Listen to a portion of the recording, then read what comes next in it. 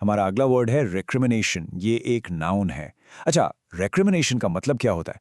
सोच के देखिए, किसी ने आप पर कोई इल्ज़ाम लगाया और आपको गुस्सा आ गया, और आपने पलटकर उस पर ही कोई दूसरा इल्ज़ाम लगा दिया। बस इसी को रेक्रिमिनेशन कहते हैं।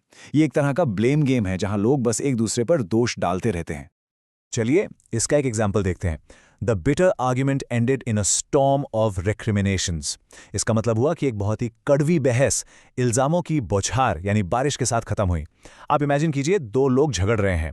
प्रॉब्लम सॉल्व करने की जगह एक ने कहा यह सब तुम्हारी गलती है, तो दूसरे ने पलट कर कहा नहीं, यह सब तुम्हारी वजह से हुआ है। बस एक दूसरे पर इल्जाम।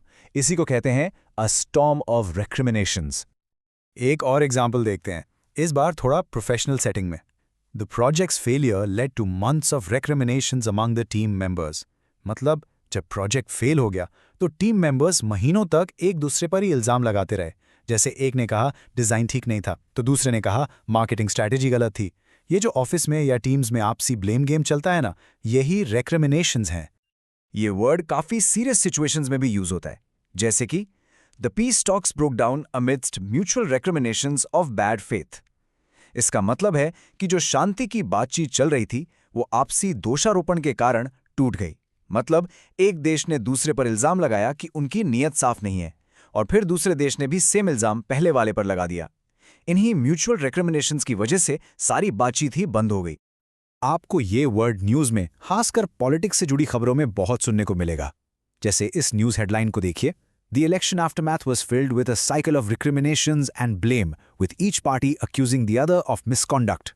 यानी इलेक्शन के बाद का जो माहौल था वो इल्जामों के एक साइकिल में फंस गया था, जहां हर पार्टी दूसरी पार्टी पर गलत काम करने का आरोप लगा रही थी।